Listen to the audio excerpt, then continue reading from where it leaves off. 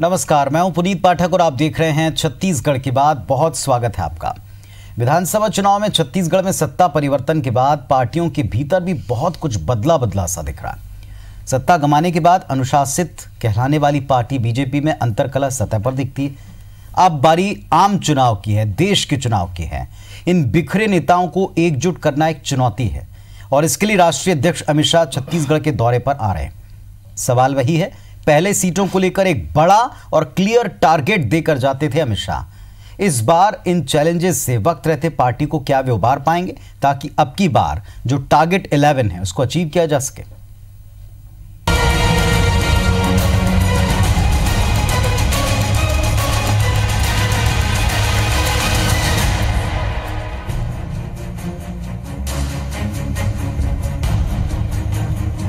दो बार कैंसिल होने के बाद आखिरकार बीजेपी अध्यक्ष अमित शाह का छत्तीसगढ़ दौरा कंफर्म हो गया है। लोकसभा चुनाव की रणनीति के साथ ही बीजेपी की अंतर्कलह से निपटना शाह के सामने सबसे बड़ी चुनौती है। 15 साल की सत्ता हाथ से जाते ही सबसे अनुशासित पार्टी कहलाने वाली बीजेपी के नेता आपस में ही लड़ भिड़ रहे हैं। पूर्व गृह मंत्री ननकीराम कंवर हार के कारणों का ठीकरा रमन सिंह और उनके करीबी अधिकारियों पर फोड़ चुके हैं। दो धड़ों में बढ़ चुकी छत्तीसगढ़ बीजेपी में नेता प्रतिपक्ष और प्रदेश अध्यक्ष को लेकर भी कई बार आपसी अंतर्कलह सार्वजनिक मंचों पर नजर आ चुकी है। उसको अगर तवज्जो नहीं देंगे तो जो स्थिति आज बनी है उसमें कोई दिक्कत नहीं है। ये हार क्यों हुई, इसके कारणों का पता लगाकर उन कारणों को दूर करने के ऊपर में केंद्रीय नेतृत्व को, शीर्ष नेतृत्व को कार्रवाई करना चाहिए। तो जितने दमखम से जो काम करने वाले जो कार्यकर्ता हैं, शायद वो कहीं न कहीं कमी दिखाई दी है। विधानसभा चुनाव में बीजेपी की बुरी तरह से हार ने प्रदेश नेतृत्व की कमर तोड़ दी है। कार्यकर्ताओं को रिचार्ज करने के लिए बीजेपी संगठन स्तर पर रैली और बैठक शुरू कर चुकी है। हाल ही में पार्टी ने बाइक रैली के जरिए युवाओं को जोड़ने की कोशिश की। बीजेपी यहाँ पीएम मोदी के चेहरे को सामने कर चुनावी समर में उतरने वाली है। नरेंद्र मोदी जी को प्रधानमंत्री बनाना है तो जी प्राण से लगेंगे और देश की जनता भी ने मन बना लिया है, छत्तीसगढ़ की जनता ने भी मन बना लिया है। हम पूरे उत्साह से लबोलब है। निश्चित रूप से भारतीय जनता पार्टी जो पुराना रिकॉर्ड है उसको कायम रखेगी। जहां जहां आ रहे हैं वो तो अपना दायित्व निर्वहन कर रहे हैं। मिशन 11 की बात वो लोग करते हैं, लेकिन उस मिशन में आप लोग कामयाब हो जाते हैं। जी अच्छा है, वो ऐसे मिशन को लेके चले जिसमें कामयाबी कांग्रेस पार्टी को मिले। विधानसभा चुनाव के बाद जो स्थिति सामने आई है उसके हिसाब से बीजेपी को आधी से ज्यादा सीटें गंवानी पड़ सकती हैं। छत्तीसगढ़ की 11 में से 10 सीटों पर काबिज बीजेपी के लिए यहाँ कुछ कर पाने की बजाय पुरानी सीटों को बचाए रखना मुश्किल नजर आ रहा है। अमित शाह कार्यकर्ताओं को पिछली हार को भुलाने और बूथ स्तर तक अपनी मौजूदगी बढ़ाने के लिए टिप्स तो देंगे ही, साथ ही नेताओं को आपस में लड़ने की बजाय विरोधी पार्टी से भिड़ने की नसीहत भी देंगे।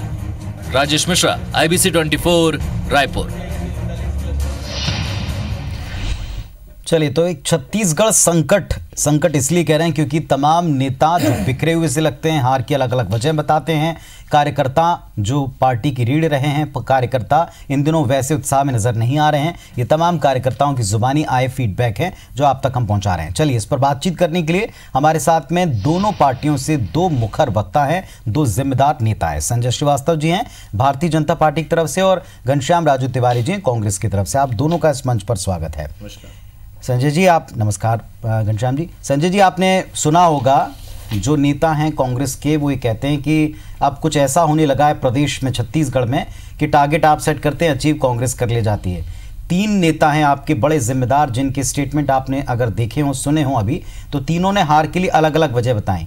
कोई कार्यकर्ता ढंग से नहीं लगे इसको जिम्मेदार बताता है, कोई मुखिया को जिम्मेदार बताता है, कोई नेताओं की आपसी फूट को जिम्मेदार बताता है, कोई गलत टिकट को जिम्मेदार। इन सब से क्या इस दौरे में निपट पाएंगे और क्या वो टारगेट अचीव कर पाएंगे? देखिए पुनीत जी, जब भी कोई चुनाव होते हैं, जब परिणाम आते हैं राजनीति के क्षेत्र में, जब लोकतंत्र में जब चुनाव होते हैं, परिणाम आते हैं, तो परिणाम कभी पक्ष में रहते हैं, कभी पक्ष में नहीं रहते हैं। ठीक। और जीतने के भी बहुत सारे कारण होते हैं, हारने के बहुत ज्यादा कारण होते हैं। और हारने के बाद एक स्वाभाविक प्रक्रिया रहती है किसी भी दल की हो, जब वो हारते हैं तो तमाम प्रकार के विषय सामने आते हैं। यदि हम लोकसभा चुनाव 2014 की बात करें, जब कांग्रेस की स्थिति एकदम शून्य हो गई थी, तब भी बहुत सारी बातें आई, नेतृत्व पे तमाम प्रकार के विषय सामने आए थे। लगभग उसी तर्ज पर यदि हम ये कहें, क्योंकि हम 15 वर्षों से सत्ता में थे और ये बात एकदम सत्य है कि किसी को ये विश्वास नहीं था कि इस तरह का रिजल्ट आएगा, इसमें कहने में कहीं कोई दिक्कत नहीं है। तो सवाल खड़े होते हैं, 15 वर्ष हम सत्ता में थे, अलग अलग बाइट्स हैं, सबकी बाइट को मैंने सुना है। तो निश्चित रूप से कुछ कमियां रह गई है, कुछ गलत फैसले हुए होंगे चुनाव के मद्देनजर, जिसके कारण हम सबको यहां तक आना पड़ा। लेकिन हर एक हार के बाद बीजेपी की विशेषता है कि हर एक हार के बाद हम चिंतन करते हैं, मंथन करते हैं, और मंथन करने के बाद एक नए लक्ष्य को तय करके उस ओर आगे बढ़ते हैं। सफलता कितनी मिलेगी नहीं मिलेगी ये आगे का मामला है, लेकिन मेहनत में कहीं कोई कमी नहीं होती है। एक बात जो अमित शाह जी के बारे में जो चर्चा हो रही थी, देखिए 4.5-5 साल हो गए, माननीय मोदी जी की सरकार थे, उसके बाद अमित शाह जी लगभग उस समय से राष्ट्रीय अध्यक्ष हैं। लगभग 90 से 95% जो परिणाम आए इस चुनाव के, यदि हम छोड़ दें 3 जो राज्यों के चुनाव थे, 2 में तो हम नेक टू नेक हैं, छत्तीसगढ़ में हम जरूर पीछे हैं। लगभग 90% से ज्यादा परिणाम भारतीय जनता पार्टी के पक्ष में आए। जहां हम कभी सरकार में नहीं हुआ करते थे, पहली बार अनेकों राज्यों में पहली बार अमित शाह जी की मेहनत से, माननीय मोदी जी के नेतृत्व में हमने सरकार बनाई है। इसलिए ऐसा नहीं है कि हम छत्तीसगढ़ में हार गए, मध्य प्रदेश में हार गए, राजस्थान में हार गए तो हमारे लिए कमी है। लेकिन आज हम छत्तीसगढ़ की चर्चा कर रहे हैं, छत्तीसगढ़ में बैठे हैं, तो निश्चित रूप से छत्तीसगढ़ में एक चुनौती है, इस बात को हम स्वीकार कर रहे हैं। लेकिन यह भी एक सकारात्मक कि इसी छत्तीसगढ़ की जनता ने हमको 3 बार जनादेश दिया था, चाहे विधानसभा में चाहे लोकसभा के चुनाव में। तो एक बार फिर से नए सिरे से कुछ ठंडा मामला रहता है, जब हारते हैं तो एक निराशा रहती है, और एक बड़ी हार हुई तो एक निराशा थी, सब लोगों में थी। लेकिन एक बार फिर से उस निराशा से हम सब उबर रहे हैं, क्योंकि अब देश का चुनाव है, अलग अलग एजेंडे हैं, और किस तरह का माहौल है ये सब जनता देख रही है। और जैसा कि सबने कहा कि इस देश की जनता ने लगभग ये मन बनाया है कि एक बार फिर से माननीय मोदी जी का जो एक ठोस नेतृत्व है, एक सशक्त नेतृत्व है, वो नेतृत्व निश्चित रूप से दो इंपॉर्टेंट बातें आपसे पूछेंगे संजय जी। पहली बात ये कि आपकी पार्टी के बारे में 2 बातें बड़ी क्लियर थी। एक, पार्टी का अनुशासन, जो कई बार मंचों पर नेता बोलते समय एक दूसरे पर खींच निकालते नजर आए। दूसरी चीज, पार्टी का कार्यकर्ता जिसको रिचार्ज करने की जरूरत है। आपने खुद स्वीकार किया कि हार के बाद एक निराशा होती है, और जब लंबी सत्ता के बाद एक लंबी या एक बड़ी हार होती है तो निराशा ज्यादा होती है। ठीक बात है। 2 इंपॉर्टेंट चीजें, एक पार्टी का प्रदेश में चेहरा, उसके प्रति लोगों का गुस्सा रहा, और ये कुछ हद तक जायज है। जब आप जीत का सेहरा किसी एक सर पर सजाते हैं, जब आप जीत का श्रेय किसी एक व्यक्ति को देते हैं, किसी एक छवि में उसको समाहित करते हैं, तो हार की वजह भी उनकी तरफ जाती है। दूसरी बात यह कि कार्यकर्ताओं को समझ में नहीं आ रहा था कि तमाम बड़े नेता जिनके साथ वो लड़ते हैं, वो खुद एक दूसरे पर हार का ठीकरा फोड़ रहे हैं। देखिए पुनीत जी, पहला विषय कि जो कप्तान रहता है उसके ऊपर जीत का श्रेय भी रहता है और हार का ठीकरा भी फूटता है, कहीं कोई दिक्कत नहीं है। जिस तरह से क्रिकेट में होता है, यदि जीतते हैं तो वाहवाही होती है, हार जाते हैं तो निश्चित रूप से उसकी प्रतिक्रिया होती है। और ये हमारे लिए बेहतर है कि शायद हम सबने देखा कि जिस दिन हम चुनाव हारे 11 दिसंबर को, अगले दिन ही उसी दिन शाम को माननीय मुख्यमंत्री जी ने पूरी जवाबदारी, और ये शब्द कहते हुए कि यदि 3 बार हम जीते हैं उसका श्रेय यदि लोगों ने मुझे दिया है, तो इस पूरे हार की जिम्मेदारी मेरे ऊपर है, माननीय पूर्व मुख्यमंत्री डॉक्टर रमन सिंह जी ने लिया। तो ये विषय तो यहां पर खत्म हुआ कि निश्चित रूप से उनके नेतृत्व में हम इस चुनाव को लड़े थे और हम पीछे रह गए। तो उसके बाद शायद कार्यकर्ता बदलाव चाहते होंगे, कार्यकर्ता चाहते होंगे कि कुछ नए लोगों को जिम्मेदारियां मिलें। दूसरा विषय ये है जो आपने रखा, पहले उस पर चर्चा कर लें कि जैसे अलग अलग है, ये सब वरिष्ठ नेता है, और जब वरिष्ठ नेता बैठते हैं बहुत सारे चीजें निकल कर बाहर आती है। अभी हमने दृश्य देखा कि आज बैठक में ऐसा नहीं है कि सब एक लाइन में एक ही विषय, सब सकारात्मक चीजें रहती हैं, उसमें किंतु परंतु होते हैं, क्वेश्चंस होते हैं, ये सही है, ये गलत है, तो इस प्रकार की प्रतिक्रिया आती है। ये कोई अहित के लिए नहीं है, ये कोई नुकसान के लिए नहीं है। उन्होंने सार्वजनिक तौर पर कहा, उनका ये व्यक्तिगत मत हो सकता है, पार्टी उसको दोनों रूप में लेती है कि हाँ ठीक है, उनका विषय कोई है, उन्होंने कहा है, तो उस पर भी चिंतन होता है। तो मुझे लगता है यही तो एक लोकतंत्र की असली परिभाषा है कि उसको हम सोचें, समझें, और जो कमियां उसको दूर करके हम बेहतर करें। तो मुझे लगता है बीजेपी में ये सब चीजें हैं, और आप देखेंगे जब परिणाम आएगा तो निश्चित रूप से हम इस हार से उभर के उभरने की जरूरत है। बड़ी चुनौती किसको मानते हैं, इस पर मैं आपके पास आऊंगा। घनश्याम जी, आपको क्या लगता है? कांग्रेस पार्टी के नेता कह रहे हैं कि अच्छी बात है, बीजेपी ने पिछली बार टारगेट सेट किया, हमने अचीव कर लिया। अब वो कह रहे हैं 11 सीटें हम अपने पास रखेंगे, अभी 10 उनके पास में। कांग्रेस क्या सोचती है? क्या वाकई यही पार्टी की सोच है कि बीजेपी टारगेट सेट करे, हम वैसा टारगेट अचीव करके दिखाएंगे? देखिए, ये तो बातें निश्चित तौर पर बाबा साहब की बाइट में सुन पा रहा था, उन्होंने इस बात को कहा है। परंतु एक बात स्पष्ट है पुनीत जी, अगर बातों से ही राजनीति में बहुत मायने होते तो शायद जिस प्रकार से मिशन 65+ का भाजपा राष्ट्रीय अध्यक्ष अमित शाह जी ने दिया था, वो उसको अचीव कर पाते। लेकिन आप देखेंगे कि पिछले 2014 से लेकर इन 5 वर्षों में भारतीय जनता पार्टी के शीर्ष नेताओं ने जितनी बड़ी बड़ी बातें की या जितने बड़े बड़े बोल किए, कमोबेश आप देखेंगे उसका उल्टा ही दिखाई पड़ा। चाहे वो मध्य प्रदेश की बात करें, राजस्थान की बात करें या छत्तीसगढ़ की बात करें, बड़ी बड़ी बातों से इन चीजों को धरातल पर नहीं लाया जा सकता, ये स्पष्ट हो चुका है इन 3 चुनाव में जो राज्यों में पिछले दिनों हुए। अमित शाह जी ने कहा जिस बार छत्तीसगढ़ में भारतीय जनता पार्टी के कार्यकर्ता अंगद की पांव की तरह हैं, उन्हें उखाड़ फेंकना किसी के बस की बात नहीं है। मैं समझता हूं कि राजनीति में इन सब शब्दों का कोई मायने नहीं होता। छत्तीसगढ़ की जनता इन बातों को भली भांति समझ रही थी और देख रही थी बड़े नजदीक से कि जिनको सत्ता पर 15 वर्षों तक काबिज करने के बाद उनके विकास, उनके हित की रक्षा वो सरकार नहीं कर पा रही है। उन्होंने मन बना लिया सीधे तौर पर इस सरकार को मतलब उखाड़ फेंकना है। आपका कहने का मतलब तो कि बड़े बोल या बड़े टारगेट आपने रखे और ये जनता को समझ में आए। बड़े बोलों का कोई आधार राजनीति में नहीं होता, ये स्पष्ट इन चुनाव से हो चुका है। लेकिन दूसरी बात हम ये देखें कि जब जब अमित शाह जी चाहे वो छत्तीसगढ़ के दौरे पर हो या अन्य राज्यों पर कोई ना कोई ऐसे विवादित बोल या बड़े बोल वो देने का प्रयास करते हैं जिससे मीडिया की सुर्खियों में बने रहे। छत्तीसगढ़ में उन्होंने कहा बापू एक चतुर बनिया है, मतलब महात्मा गांधी जैसे बापू के लिए ऐसे शब्दों का उन्होंने उपयोग किया जो कभी भी मैं समझता हूं ना कि छत्तीसगढ़ की जनता, पूरे देश की जनता इसको स्वीकार नहीं कर सकती। पता नहीं अब वो कल आ रहे हैं तो कौन सा नया शब्दों का चयन करके कौन सी नई गुगली फेंकेंगे, ये तो कल आने के बाद तय होगा। तो कांग्रेस के लिए तो अच्छा है ना, आप उस बात पर घेरेंगे, आपको मौका मिलेगा। देखिए वो तो मैं इस बात को इसलिए कहना चाहता हूं कि ये उनके बोल थे जो उन्होंने कहा है आज तक छत्तीसगढ़ की धरा पर। लेकिन सबसे बड़ी बात, जिन 15 वर्षों में हार के बाद जो परिस्थितियां आज प्रदेश में निर्मित है, जो 2 गुटों में विपक्ष बटा हुआ है भारतीय जनता पार्टी, अंतरकला की स्थिति जो आपके चैनल के माध्यम से भी देख पा रहा था, प्रदेश का अध्यक्ष जो जिस पार्टी के हो वो अगर कार्यकर्ताओं पर हार का ठिकरा फोड़े तो आखिर कार्यकर्ता जाए कहां?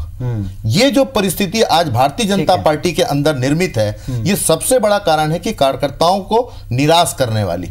उस निराशा से कैसे भारतीय जनता पार्टी पार पाएगी ये तो आने वाला वक्त ही बताएगा। परंतु मैं ये कह सकता हूं कि जिस प्रकार से कार्यकर्ताओं का दोहन इस सरकार ने किया, इस पार्टी ने पिछले 15 वर्षों में किया, जो हम देख पाते हैं, उसी का यह परिणाम है कि आज 15 वर्षों में 15 सीटों पर आकर तो दोनों चीजें आपके फेवर में जाती ना। अगर उनके मुखिया कुछ ऐसा बोल जाते हैं तो आप घेरिएगा, और अगर उनके कार्यकर्ता निराश हैं तो भी कांग्रेस पार्टी जो है। बात घेरने की नहीं है, बात राजनीति में एक विश्वसनीयता की है।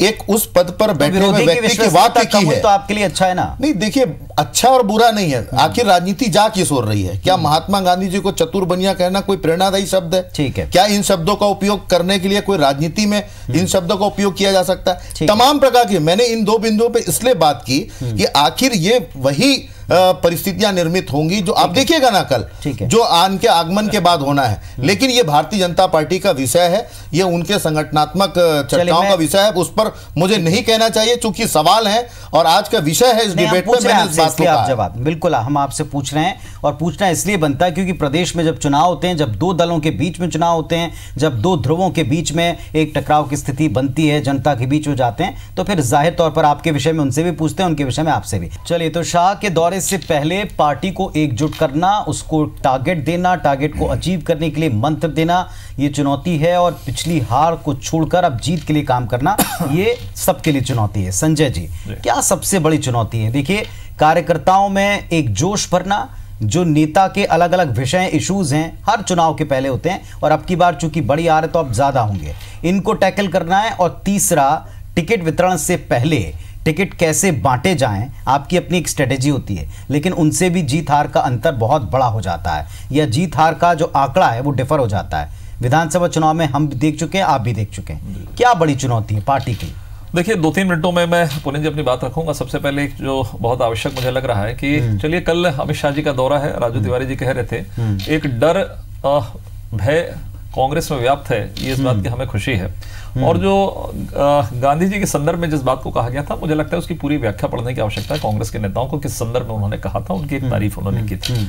दूसरा विषय जो आपने कहा कि चुनौती, निश्चित रूप से मैंने शुरू में ही कहा कि चूंकि छत्तीसगढ़ की बातचीत है, छत्तीसगढ़ में हम निश्चित रूप से पीछे हैं। 15 वर्षों से हम सरकार में थे, हम सत्ता में थे, लोकसभा में तो हमने परफॉर्म किया था, अभी लोकसभा के चुनाव होने, इसलिए उस पर नहीं। लेकिन हम विधानसभा के आधार पर यदि हम कहें तो हम निश्चित रूप से कांग्रेस से वोटों की संख्या के आधार पर पीछे हैं। तो एक चुनौती तो हमारे सामने है। यदि हम छत्तीसगढ़ को छोड़ के पूरे देश की बात करें तो देश में एक वातावरण, हमारे लिए जो पक्ष में बात है कि एक देश के अंदर में एक वातावरण है फिर से माननीय मोदी जी के प्रति, देश में एक सशक्त नेतृत्व के लिए माननीय मोदी जी और एक जनमानस बना हुआ है देश के अंदर में, इससे कहीं कोई इंकार नहीं कर सकता। दूसरा विषय है जो छत्तीसगढ़ का। देखिए छत्तीसगढ़ में हम क्यों फिर से उसी स्थिति पर आ सकते हैं वो मैं बताने का प्रयास करूंगा। पिछली बार इसी मंच पर हम और आप चर्चा करते थे जब ये बातें आती थी कि कांग्रेस के नेता कहते थे कि हम बहुत पीछे नहीं हैं, 0.72 या 0.75% से हम पीछे हैं वोट बैंक के आधार पे। ये बात सत्य थी, हम सीटों पे आगे करके हमने सरकार बनाया था। इस बार भी कमोवेश स्थिति वही है। जो परिदृश्य सामने आया है कि हम 43% में थे, कांग्रेस लगभग 42 पॉइंट समथिंग में थी। कांग्रेस आज 42 से 43% है वोट बैंक वोट्स पे, और हम 43 से 33 पे चले गए। हम 42 से 33 पे चले गए, 9% का माइनस हमारा वोट बैंक में हुआ है। लेकिन ये 9% जो वोट बैंक हुए हैं, ये वोट हैं, ये कांग्रेस को शिफ्ट होकर 50 पे नहीं पहुंचे। कांग्रेस केवल 1% वोट गेन करी है, 42 से 43 पे आई है। लेकिन हम, एक मिनट मैं पूरा कर लूं, हम 42 से 33 पे आ गए, 9% माइनस हुआ है।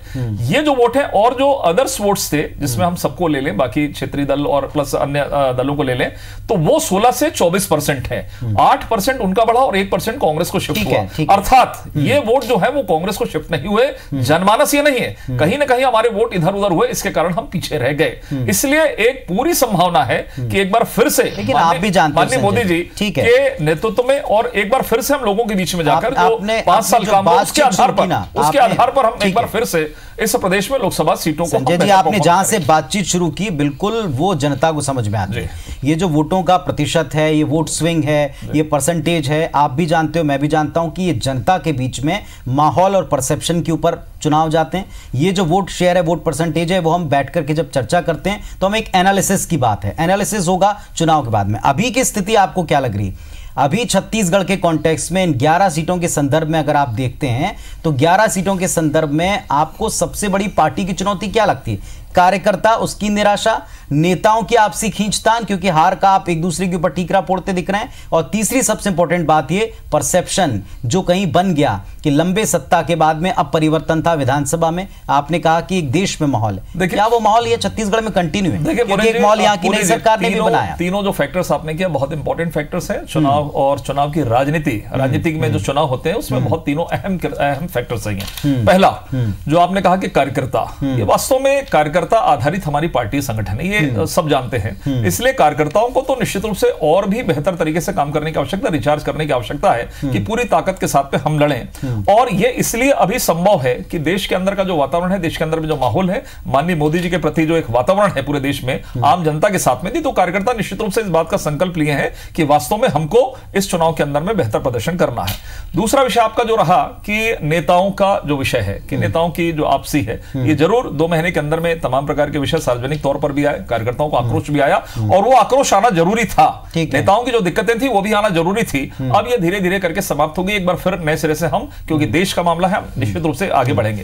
तीसरा विषय जो आपने कहा वो क्या था, मैं ध्यान से उतर रहा है। तीसरा विषय था परसेप्शन। प्रदेश की सरकार ने भी बनाया है। बिल्कुल ठीक बात कहा आपने, हम इस बात को स्वीकार करते हैं। किसी राज्य के अंदर में जब इस तरह का वातावरण 3 महीने पहले यदि आपके खिलाफ में हवा बह रही है तो उसका मुकाबला हमको बहुत तगड़े तरीके से करना पड़ेगा। लेकिन यह बात भी सत्य, परसेप्शन की बात कर रहे हैं। आज देश का चुनाव है, ये लोकसभा का चुनाव है, देश आधारित चुनाव है, राष्ट्र का मामला है, और एक परसेप्शन निश्चित रूप से बन चुका है इस देश के अंदर में कि आने वाले समय के अंदर में। घनश्याम जी, अब आपसे सवाल है, क्या देश में इस वक्त जो माहौल बना है, एक प्रदेश में सरकार, नई सरकार, आपकी सरकार बनने के बाद आपके प्रति या कांग्रेस की सरकार के प्रति एक जो सकारात्मक खाका खींचा जा रहा है, उसमें काफी सारे योजनाएं पूरी करने के, वायदे पूरे करने के रंग भरे जा रहे हैं, एक उसका असर है प्रदेश में। दूसरा, एक देश में नेशनल परिदृश्य को अगर आप देखें तो उसका असर है। कौन सा असर आपको हावी रहेगा? आपके लिए क्या चुनौती रहेगी?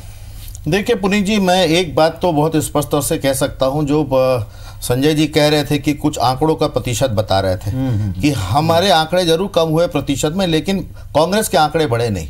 मतलब यह है कि पड़ोसी के घर दिवाली है लेकिन हमारा दिवाला निकला है, उसकी चिंता नहीं है। तो उनके आंकड़ों का प्रतिशत कुछ उसी तरह से था। कल तक आप भी लेकिन सबसे बड़ी बात यह है, सबसे बड़ी बात यह है, आपने कहा इस मंच पे भाई साहब 0.75 और 9 जो आप आंकड़े कह रहे हैं उसमें अंतर कितना है उसको आपको ही समझना पड़ेगा। आप समझिए उस बात को, आंकड़ों पे तो आए थे 9 और 0.75 के अंतर को आप समझिए। 15 सालों बाद ये स्थिति है, 15 सालों बाद ये स्थिति है। लेकिन जहां तक हम लोकसभा के चुनाव के विषय पर बात कर रहे हैं पुनीत जी, छत्तीसगढ़ में जो सरकार नई आई है, उस सरकार के मुख्यमंत्री माननीय भूपेश बघेल जी और कांग्रेस पार्टी ने जो वायदे जनता से किए, जिन वायदों के आधार पर जनता ने हम पर भरोसा किया है, विश्वास किया है, उन विश्वास पे हम खरे उतर रहे हैं लगातार। कहीं ना कहीं आज जो परिस्थितियां छत्तीसगढ़ की हैं, हम 11 लोकसभा सीटों की बात करें, देश की बात करूंगा तो शायद अच्छे दिन आए नहीं, महंगाइयां कम हुई नहीं, 2 करोड़ लोगों को रोजगार मिले नहीं, ये तमाम प्रकार के सवाल हैं जिस पर शायद समय कम पड़े। लेकिन छत्तीसगढ़ के परिपेक्ष में एक बात कह दूं कि आज तो छत्तीसगढ़ की यह स्थिति है, राजधानी रायपुर लोकसभा में जो प्रत्याशी हैं उनकी निष्क्रियता की अगर हम बात कर लेंगे तो पूरा प्रदेश जानता है उन्होंने कितने कार्य प्रदेश में रह के 7वीं बार लोकसभा में पहुंचने के बाद किया है, ये किसी से छिपा नहीं है। तो ये जो निष्क्रियता है पुनीत जी, ये जो निष्क्रियता है लगातार प्रदेश के अंदर, आज 10 सांसद भारतीय जनता पार्टी के हैं और स्थिति यही है कमोबेश सभी सांसदों के साथ, जिन्होंने न तो पूरे संसद में प्रदेश के समस्याओं को उठाया, न उनकी वहां पर प्रस्तुतिकरण रही। ये तमाम चीजें हैं। घनश्याम जी, आप बहुत संक्षेप में बताएं खुलकर, जो संजय जी इशारा कर रहे हैं कि देश में एयर स्ट्राइक के बाद फिर से मोदी जी का एक दौर लौटता दिख रहा है, वो ये कहना चाह रहे हैं। आप मानते हैं उसका असर प्रदेश में होगा या वो अधूरे वायदे और सरकार का अच्छा काम, ये इंपैक्ट दिखेगा जनता में? देखिए एक चीज और है कि हम ये देखें वर्तमान के हालात जिन भी परिस्थितियों में निर्मित है, ये सेना का पराक्रम है, हमारे साहसी जांबाजों का पराक्रम है। अगर उस पर किसी प्रकार की राजनीतिक रोटी सेकने का काम वर्तमान की सत्तारूढ़ दल करती है तो उनको यह भी जवाब देना पड़ेगा कि पठानकोट के हमले के बाद क्या हुआ, उरी की घटना के बाद क्या हुआ। लेकिन इससे बड़ा सवाल यह है कि अच्छे दिनों के वायदे जिन्होंने किए, काले धन लाने की बात जिन्होंने कहा, 2 करोड़ लोगों को प्रतिवर्ष रोजगार की जो बात कही, पेट्रोल और डीजल के जो दाम में आज वृद्धि हो रखी है, सरकार की कहीं ना कहीं इस पे जवाबदेही बनती है, जिसका जवाब उन्हें देना पड़ेगा, ये तय है।